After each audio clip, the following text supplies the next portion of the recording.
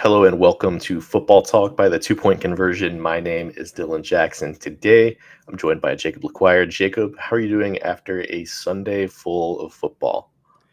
I could be doing worse if the Panthers didn't show any fight after that first quarter, but they made it interesting at least. So I'm a little better despite the loss. Yeah, Panthers could have won.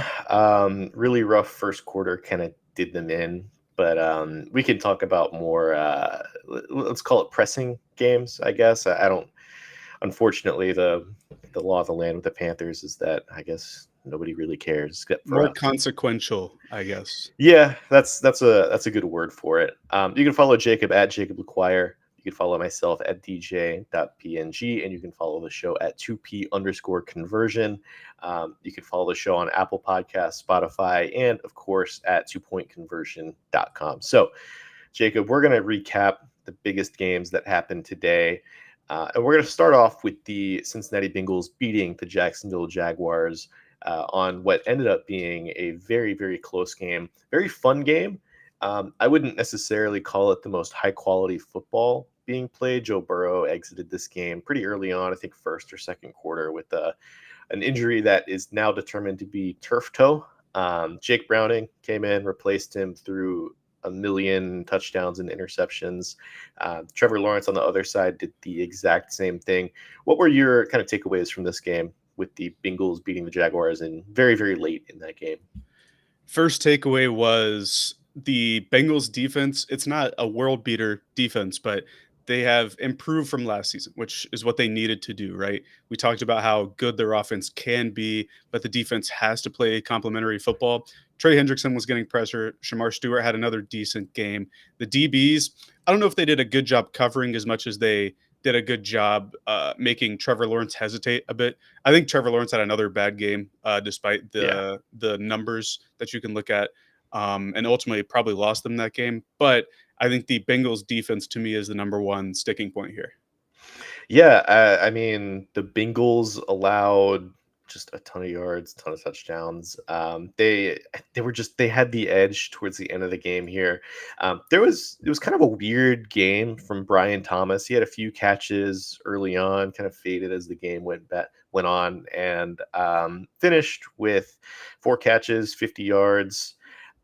He had several like consequential drops in this game, two of which would have won the Jaguars this game. Actually, not what you want to see from your second year receiver. It was almost as though he was just shying away from contact in the middle of the field, which not the best, especially when there really was no imminent contact on either of those plays, really. But maybe he'll shake it a little bit. I did like what I saw from Travis Hunter defensively. There was a play, I think it was actually on that last drive where the Bengals went down the field and scored. He was called for a defensive pass interference, but he got a hand on the ball. It was as good of coverage as you could get. Still didn't go his way in terms of the call, but I like what I saw from him defensively. Yeah, and I think that as time goes on, they're gonna integrate him more on the defensive side of the ball. He's definitely a better corner right now than receiver. I know that they're gonna have a larger impact from him as a receiver because offense just matters more in today's NFL. But I think if he continues to improve his play at corner, he could be a real difference maker because I thought he had some really, really good plays. The play you're referring to, I think it was Andre or against Andre Yosevich, is how you say it. I think so, It yeah. was good coverage. Yeah, I don't agree with the call there. But with him in mind, with Brian Thomas in mind, do you know who led the team in receiving yards today for the Jacksonville Jaguars? Was it Parker Washington? It was Parker Washington, Dude, oh my 76 gosh. yards on 5 receptions. Like that's kind of the I don't want to say issue, but it's a bit concerning when you have somebody like Brian Thomas, who Pro Bowl, maybe all pro level player last year, and a top two pick that you traded up for. And you're not getting the high end production from them early in the season, especially with Liam Cohen kind of remaking everything there. You got to remember last week, too, Brian Thomas had 1 catch last week. Yeah. Granted, JC Horn's a very good cover corner, but he had limited production as well. And that's a little bit concerning to me, but they still put up a fight and just ultimately got beat out, I think, at the end. The other weird thing too, and you have it written down, is there was a weird interaction between Trevor Lawrence and Liam Cohen where Lawrence missed Brian Thomas. It was on the same drive as when Brian Thomas dropped the second pass, and Cohen's like, "You got to hit him in the chest." He's like hitting Cohen's hitting his own chest, telling him, "Hey, hit him here, hit him in the numbers." And Trevor Lawrence just kind of brushes him off, like looks away, does the hand motion when you brush someone off Yeah. when you're being dramatic. Did that on the field, and then obviously they end up he hits Brian Thomas in the chest in the end zone, to his credit, but Thomas drops it. So little weird thing there, but I think as they spend more time together, they'll be on better terms, I guess. Weird game from really just an overall standpoint. It was an entertaining game, but just weird, especially on the Jaguars side of things. Another really weird game that we had was the New York Giants at the Dallas Cowboys. The Cowboys get the win in overtime on a Brendan Aubrey, what was it, 60 something yard field goal, like crazy long field goal.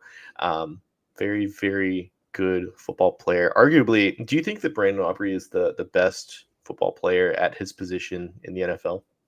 For sure. He's been like this the past couple of years too. Yeah. It reminds me of like Adam Vinatieri way, way, way back. He didn't have the leg or the consistent long leg that Brendan Aubrey does, but it seems like 55 and up is just automatic for him. And even 10 years ago, you wouldn't even think that to be true. Yeah. This game had as many yards as you can imagine. So, Russell Wilson, 450 passing yards, Dak Prescott, 360 passing yards. There were nearly 1,000 total yards between these two teams. Um, really just all out, really fun game. In the fourth quarter alone, there were 41 points scored between the Giants and the Cowboys combined, which that's nuts. It's absolutely nuts. The two leading receivers for the Giants, I just can't get over this box score. Malik Neighbors, 161 for 2 touchdowns. Wandale Robinson as well, nearly 150 receiving yards and a touchdown. This passing offense was just electric against the Cowboys, which might have to do with a player that the Cowboys lost a few weeks ago, but we can kind of save that conversation for another time. The New York rushing attack was interesting too. Obviously, kind of coming into the season, it was a lot of, 50-50, maybe leaning towards Tyrone Tracy over Cam Scatabo, but Cam Scatabo had more yards than anybody else. He had a lot more carries than anybody else, and obviously scored a touchdown pretty late into this game. But it was an interesting game. New York probably should have won, just based off of them leading very, very late in the fourth quarter. What were your kind of takeaways from the Cowboys coming back, beating the Giants in overtime?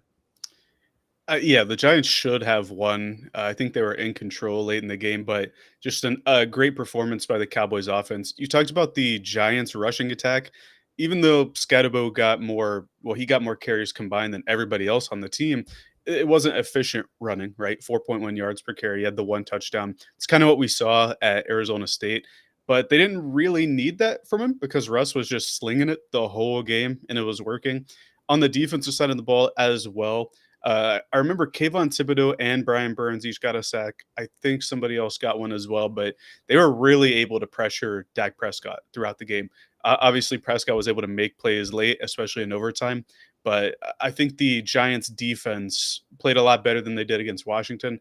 And if they can continue to improve, maybe they could be more competitive in games because, like you said, 37 points in regulation, you kind of expect to win that, even if you have a turnover or two.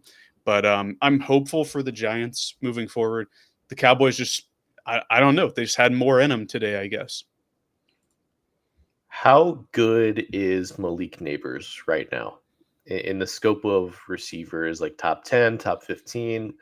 Where would you kind of stack him up? Because he has continued towards the end of last year and at the beginning of this one, really even early in last year, to stack the box score, do so with, I mean, Russell Wilson was great today, I think undeniably, but considering the quarterback play over the last 20 games, he's continued to just stack the box score. So where do you kind of rank him among the top of the league in terms of receivers?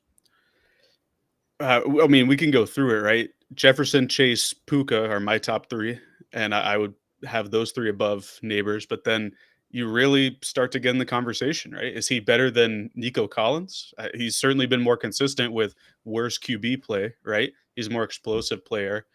Who would be next in that category? I think he's better than Amon-Ra St. Brown. I don't think St. Brown stretches the field in the way that Neighbors is able to do. So, you're really approaching that, like, 5 to 10 group there, and I wouldn't be mad if you said he's top 4 or 5. He's really been that good so far, and like we talked about with Brian Thomas, he hasn't had that fall off, especially with an upgraded coaching staff. Like, Malik Neighbors has stayed Yeah. consistent. I would probably put the top 3. It's been pretty solid for me over the past, I don't know, 2 years where you have, Chase, Jefferson, and then I would throw CeeDee Lamb in there Oh, and yeah, in a I don't know how I forgot about CeeDee Lamb, who was also very good in this game. yeah, he was incredible in this game. Had a pretty costly, I think it was a penalty pretty late in this game, but other than that, Mhm. was phenomenal. Um, but yeah, after those 3, I think you can really begin the conversation of that next tier of receivers. Maybe you throw AJ Brown in there, even though he hasn't had the best start. You could throw, I don't know, um, maybe Terry McLaurin after last year is up there. Drake London, I think, is ascending pretty quickly. Amon-Ra St. Brown, obviously. Nico Collins, very good. Brian Thomas, if you exclude today's performance, still up there for me. But yeah, I think after those top 3, he's very, very much in the conversation. The Giants also had Jackson Dart come in for a few plays. It was like every single time he came in, it was like a weird tell because it would just be some sort of designed quarterback run, which Russ proved early in this game he wasn't capable of because he would just like slide after a single yard. It was weird, but Jackson Dart, his NFL debut has come. Yeah, it reminded me of Arch Manning at Texas last year. If you would have told me that a rookie QB would be in on sub packages, I would have thought it would have been Jalen Milrow in Seattle, like to do some blocking, some zone read stuff. But Jackson Dart is the designated runner, I guess. And if that's the way you want to get him introduced to the league, I don't think it's a horrible thing, right? Especially if you're not having to thrust him immediately into a game where what did that game end? 37-40, where it's like Yeah. such a close game. Getting him just on the field, getting the ball in his hands, I don't think that's a bad thing. Let's get to the, I guess we'll call it the game of the week. Maybe not like posthumously the game of the week, but going into the week, it was probably the biggest game as it was the Super Bowl matchup of last season. It is the Philadelphia Eagles beating the Kansas City Chiefs on the road. What were your takeaways from this one? Uh, Kind of expected, right? The Eagles have the better team, more talent. Mahomes, it took all of Mahomes to keep this game close. In the end, Kelsey just couldn't hold on to an easy pass and ended up being an interception. But I, I have I feel worse about the Eagles' performance, if that makes sense. Like I knew the Chiefs weren't going to win this game. They just didn't have the horses to do it, despite all the Mahomes stuff. But the Eagles' offense consistently being like Saquon Barkley, get us 9, and then we'll tush push. That I think that's a bit alarming, especially when you had AJ Brown and Devontae Smith really eviscerate the back end of this Chiefs defense in the Super Bowl. I think Jalen Hurts had under 100 passing yards, and maybe he took a sack or two and that knocked him under 100, but still, I think they had the opportunity to test the Chiefs downfield and just didn't do it. So I have concerns there, but overall, I think this was kind of expect. I mean, the Eagles were favored for a reason. Yeah, so neither team reached 300 total yards, and the Eagles had like 70 less total yards than the Chiefs. Eagles only had 216 total yards today. Still scored 20 points, got the win. Jalen Hurts, 15 for 22 with 101 yards. That's not ideal. Half of those yards went to Devontae Smith. AJ Brown, 5 receptions, 27 yards. It wasn't great for either team here. It was kind of a defensive. It's called a stalwart, I guess. Mahomes led the Chiefs in passing yards, rushing yards. Yeah, like you said, he kind of carried. There was a play late in this game. Travis Kelsey, it might be over. I've kind of had this take for a while, and I think I've said it on here a few times. I'm not even sure he's the best tight end on the Chiefs right now. He had a really, really bad drop late in this game, tipped it up. Andrew Makuba, rookie second round pick for the Eagles, took it back, I don't know, 40 ish yards. I don't know exactly how far he took it back, but it was enough to where it essentially flipped the odds of who was going to win this game. So Eagles took care of business. Mahomes hit Tyquan Thornton for a touchdown pretty late, but um, yeah, it was just the talent alone kind of overwhelmed the Chiefs. It's just the Eagles are a little bit too good, and I think we've seen some attrition, especially with the Chiefs not having their two best receivers in this game.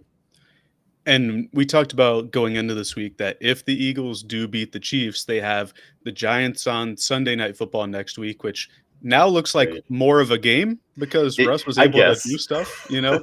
And we'll then see. they I believe they host the Baltimore Ravens in week 4. So if assuming they beat the Giants, they're going into a 1-2 or they're 1-2 going into a contest with the Ravens. So not the ideal start for a team that is trying to get back to the Super Bowl again. Do you know who the Eagles play next week? Ooh, the Cowboys, maybe? They play the Rams. Ooh, that should be a fun one. Should be a fun one. But yeah, I don't really have too much to say. It was kind of a every time I saw it, it was just kind of a little bit boring in this Yeah. game. Shout out Omar Norn Lott with his first sack. It was a fun sack too. But the next game I want to talk about is the New England Patriots beating the Miami Dolphins. This one, another just really fun game. I know it's with two, you could say lesser teams at this point. Neither of these teams won in week one. Drake May didn't quite prove my bold prediction true, but he did look pretty incredible in this game. 19 for 23, 230 yards, 2 touchdowns. Tua Tagovailoa had 300 passing yards, but I think you and I would both agree that he just didn't really look the part.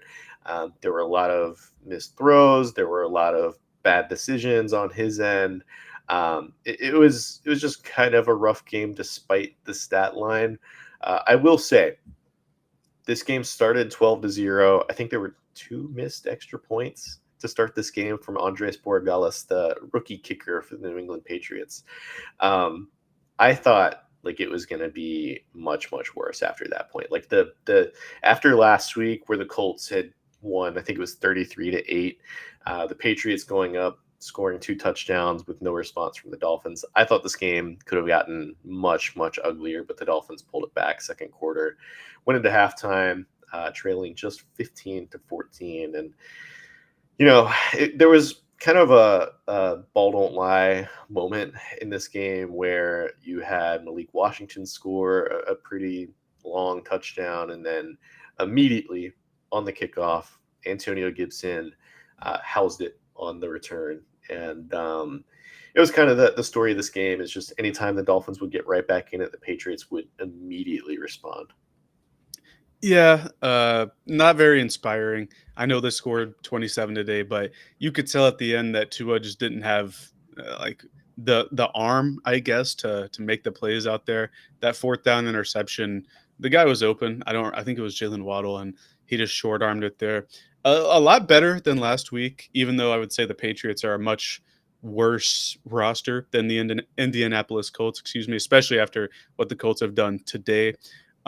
Yeah, it's really rough for the Dolphins. This was Tua's first ever loss to the Patriots, I believe. I think he was 7-0 coming into this game, and there was a chance for them to win, but at the end, like you said, it just fell apart. There's a Devon A chain play. I don't remember if it was a run or a pass where he was tight roping down the sideline, and it looked like it was a touchdown, and it looked like they went ahead, but he stepped out at the 25 or 26-yard line. Pretty sure that drive didn't result in points, and then they just couldn't get anything back. I will say for Drake May's sake, really efficient, right? 19 of 23, basically 10 yards per attempt, which is good. I wish they would get Travion Henderson more involved. Yeah, I still really. feel like he has potential to be the most explosive player on this team, and he only had 3 carries. He had what was it, 2 receptions. So hopefully they can get him more involved. I guess maybe I'm just speaking from a fantasy perspective because I think I have him on one of my teams, but I'd like to see him get more involved, especially if they're going to be playing against tougher opponents down the stretch. Because the Dolphins, I think you and I agree, are probably the worst team in the league. They look terrible. Their defense is like incapable of registering pressure, and like the secondary. We talked about it in the kind of bold predictions section last week. Um, their secondary is just horrendous. There's just not there's not the talent there that's going to generate turnovers, and they're just going to allow like so many yards. So for a team that kind of needs to be in lockstep offensively, they just don't have the offensive line talent that they need to win games. And I think it's fair to say the teams have kind of figured out Mike McDonald's offense. Yeah, like you're not getting the motions that you're able to get with Tyreek Hill like you were. I guess that's 3 years ago now. Tyreek Hill did look better. I still don't think he has the 30-yard reception or whatever the beat reporters were bugging him about in that press conference the other week. He did But get one. He got a he did 41. get Yeah, my fault. He got the ghost off his back, so maybe he's going to be back for next week. But yeah, just uninspiring. I was looking at the Pats schedule. They have the Steelers next week, and then the Carolina Panthers. So hopefully they can rattle some wins together. we'll see. We'll see. I'm not super optimistic about this Dolphins team, but we have another weird game that's pretty consequential, I guess, in terms of 2 point conversion lore, where we're super high on the Broncos. They went out to Indianapolis today and did not win. I'll let you take this one. Well, they very well should have won, is what I'll say. So the Colts lined up, excuse me, I think 2 seconds left on the clock, a 60-yard field goal. The kicker misses it, but they leveraged on the center, which like you can't push the center or jump over the center while touching him on field goal attempts. It's very dangerous and resulted in a 15-yard penalty with 0 seconds left on the clock. The Colts got a free play. They kicked it from a 45-yard field goal and made it to win by 1 point. And really just a huge procedural error. Sean Payton's like a very meticulous procedural guy. And for them to have like an error like that, it's kind of unheard of for Sean Payton teams. But the Colts were able to get the win. They built off what they did last week to the Dolphins, who we just talked about. And Indiana Jones, the new nickname for Dimes, he's cooking. He had a very good game, limited the mistakes. He didn't have an interception, scored in the air and on the ground, over 300 yards. Really good game from him and from Jonathan Taylor, the running back. He had 165 yards on 25 carries, so 6.5 yards per carry. Good game for this Colts offense. What's the ceiling for this team? Like, can they be a legit team in the AFC this year? All I'll say is anything's possible in a Danny Dimes contract year. He's clearly this year so far, as well as that last year in New York before they gave him a 4-year deal. Um, so far, like this year is are like definitely the best of his career. Again, it's only been 2 games, and we'd be extrapolating a lot if we didn't expect any regression from Daniel Jones. But yeah, I think it's back-to-back 300-yard passing games from him. He had a rushing touchdown in this game as well as a passing touchdown. Jonathan Taylor looked awesome in this game. He looks like he's fully healthy. I know he's dealt with a lot of injuries over the past few years. He missed a few games last year, but he looks phenomenal. The team also like I was very critical of the Tyler Warren pick at the time. I thought that maybe it was a little bit higher than what I would have been willing to take him, and I didn't love the fit on a team that already had so many pass catchers. But he led the team in receiving yards today. Didn't score a touchdown, but had about 80 yards on 4 catches, 7 targets, 1 carry for 0 yards, which is just hilarious to me that they would give him a carry. Um, I don't know what the ceiling is for the Colts. I'm like cautiously optimistic that they could maybe sneak in as a wild card team, or if the Texans see some regression, then maybe they end up winning this division. But yeah, I don't want to extrapolate too much because it's Daniel Jones. We've seen so much of him, but um, Yeah, like we've been very high on the weapons in this offense, and I think the defense is good enough to where you can get by with them to win games. I would agree with you if we were talking about just how they played against Miami, but against a defense that I think both of us consider to be among the top Oh yeah, I three to had this five in the defense number league. 1. Yeah, Yeah, so did I. And the Colts averaged 7.1 yards per play. Not the best ever, but still very, very good. Over 300 passing yards, 167 rushing yards, and they scored pretty consistently throughout the game. I'm kind of looking at the quarters. They scored in every quarter. All their touchdowns came in just the second quarter, but they were able to put points up consistently throughout the game. If they keep this up, I think they can really take advantage of the division like you're talking about, or get that last couple wild card spots that they've been flirting with the past few years if Daniel Jones can give them consistent play. Like that's he makes all the right plays in the short and kind of small intermediate area of the field. I think that keeps the offense churning because they have the skill players to get it done. yeah, yeah. It's if they can consistently work the ball into Warren, Pierce, Downs, Taylor, Pittman, AD Mitchell's hands, they'll be fine. Let's go ahead and get to the takes that we had. So I'll let you get started with your first take. So I mentioned it when we were talking about the Eagles and Chiefs. My take is this is kind of a broad take, so you can judge it accordingly. But the Eagles' offense isn't great. It's probably not even good. It's just they have Saquon Barkley and really like a really good offensive line. My take is that the offense isn't good.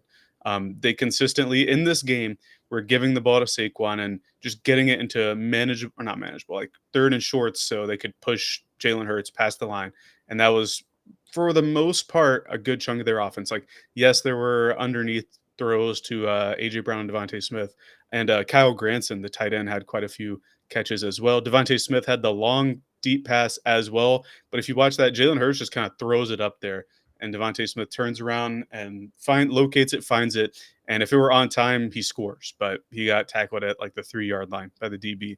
Uh, against and then you compare this to how the Chargers took advantage of the Chiefs' defense. Justin Herbert, 300 passing yards, 3 touchdowns. They didn't run the ball super, super well, but they were able to consistently move it. I know that Jalen Hurts isn't as good as Justin Herbert, but with the rest of that offense, they should have been able to move the ball a good bit more on a Chiefs defense that was not very good in week one. So my take is that the Eagles offense isn't great. They might finish like outside of the top quarter in terms of EPA per play this year.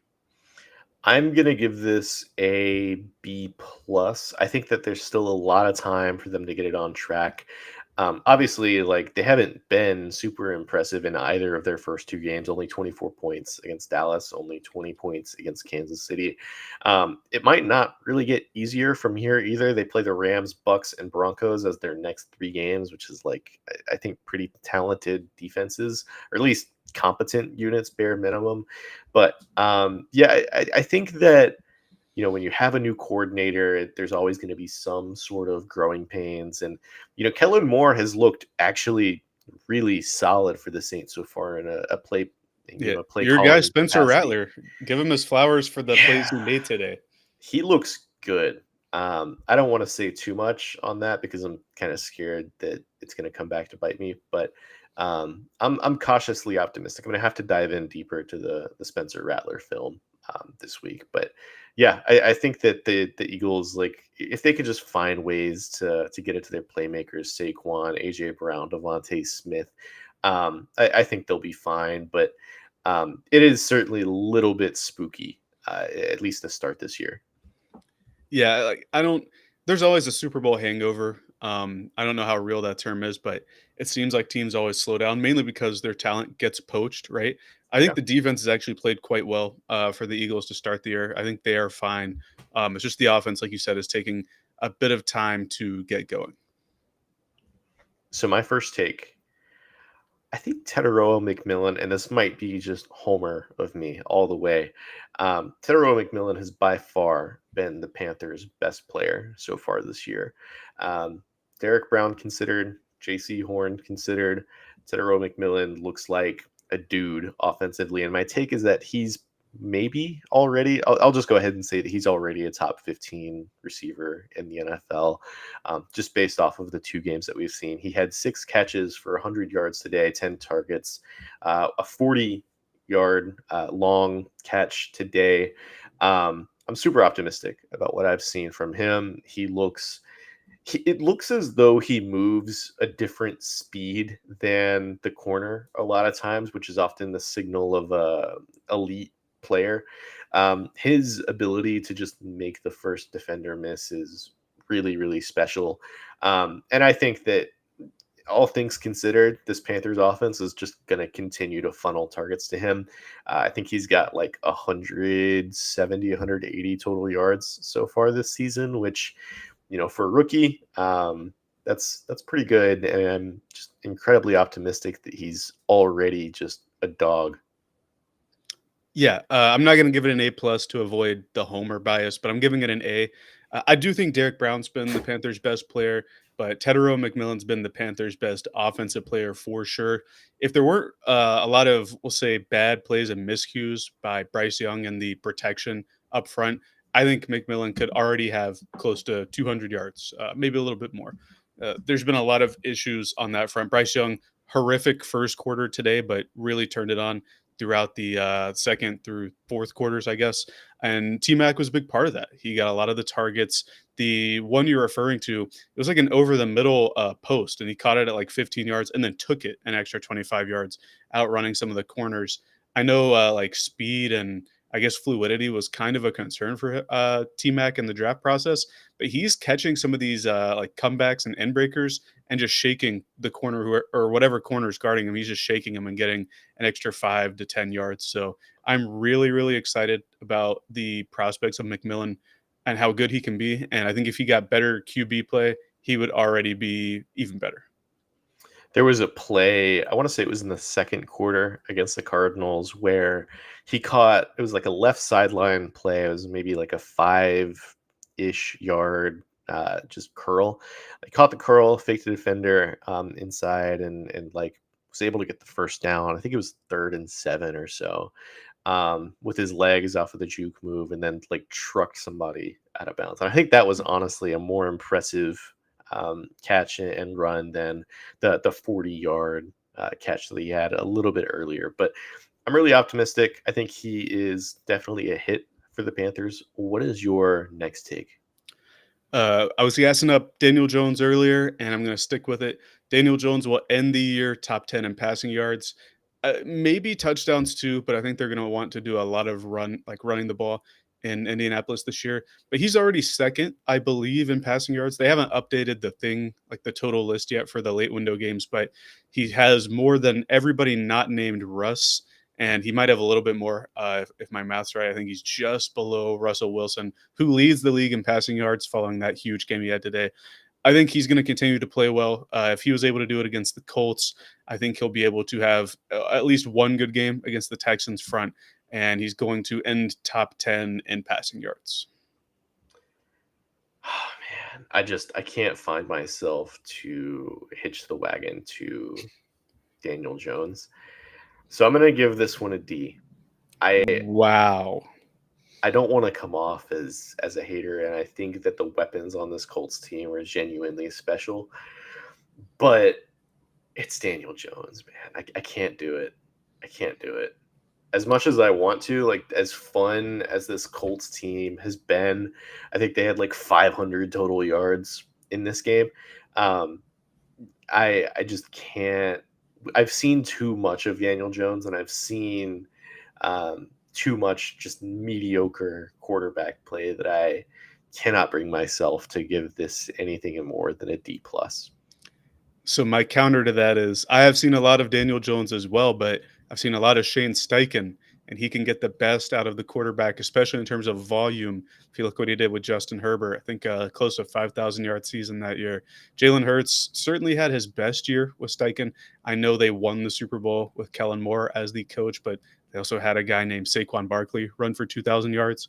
I think Steichen's going to be able to get the most out of Daniel Jones, and if what the first 2 games, if those 2 games are an indicator, I think he's gonna have time behind that line, and the weapons that he can get the ball to are very good yak players, or at least a couple of them are, like Josh Downs. Jonathan Taylor had a good receiving performance today as well. Alec Pierce can get down the field. Tyler Warren, I think they're gonna feature him a lot more, so I'm hopeful that he's gonna have a lot of volume. Like I said, I don't necessarily believe he'll be top 10 in passing touchdowns, but I think they'll be there. I don't know. It's so difficult. I want to agree, just because this Colts team has been so fun, and I'm happy to have been wrong about my preseason evaluation of them, but I can't bring myself to do it. But my next take, I think Cam Ward's just like already really good and is going to cement himself as the franchise guy for this Titans team. He had a throw in this game. I think it was towards the end of the first half where the pocket kind of collapsed, as it does for the Titans quite a bit, and he like spun out of a sack, ran, I don't know, 10-20 yards in the backfield, threw it across his body into the end zone, maybe like a 30-ish yard throw. And Alec Ayomanor, who I've praised a little bit here, I think, based off of what we saw last week, he caught the touchdown. Great catch, great throw. Probably the best throw that I saw all day, actually, and it was from Cam Ward. And I just think that he has shown so much already. I had the breakdown on the 2pointconversion.com if you have not seen that already. But I might have to dive into the film tomorrow just to kind of see where he growed, see where Brian Callahan still lacks in terms of coaching. But I'm super optimistic about Cam Ward and his ability to potentially become a top 10 NFL quarterback. Yeah, I think he's played very well. I guess already very good. I'll give it a B plus. Like he's definitely a good rookie already.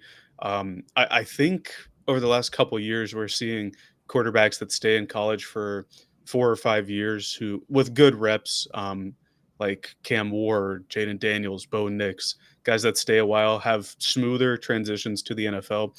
And certainly Cam Ward is proving that idea right. I'm interested to see how the rest of the season goes because he's been a very fun quarterback. I think is how I would put it. Not necessarily like top 10 or anything, but I think he's been competent enough as the first overall pick after receiving not a ton of hype in the offseason. So I'll agree tentatively that he's been very good. I'll give it like a minus or a B plus or something. But I feel like I need to see more of him throughout the season. The play you're talking about, the touchdown to Ayamenor was incredible. Like very good play. And I think that if the O line and the receivers can give him a bit more, maybe it'll put him in a bit of a better light. But yeah, he's very fun so far, is what I'll say. I just saw something that said the Colts scored on their first 10 drives to start the year, and that's a Oh record. man, that's Um, crazy. yeah, they've been good. But to the Titans' point, I think Cam Ward is very fun, and for a number one rookie pick, number one overall QB pick, I think he's playing extremely well given what we saw from Bryce Young's rookie year, from Caleb Williams' rookie year last year. Cam Ward is on pace to outperform both of those. Just a quick side note. I know the like box score hasn't been impressive for Tony Pollard in either of his first two games, but he's still like a very good running back and getting every possible yard he can behind that. Pretty poor offensive line in Tennessee, but I think that's going to do it for us. Obviously, there's a lot more games that happened. We covered kind of the more pressing, more anticipated games. What we thought was a little bit more interesting, but we will be back on Wednesday, I believe, with a preview of Week 3, which we're excited about. Hopefully, the Panthers can get their first win. We'll see.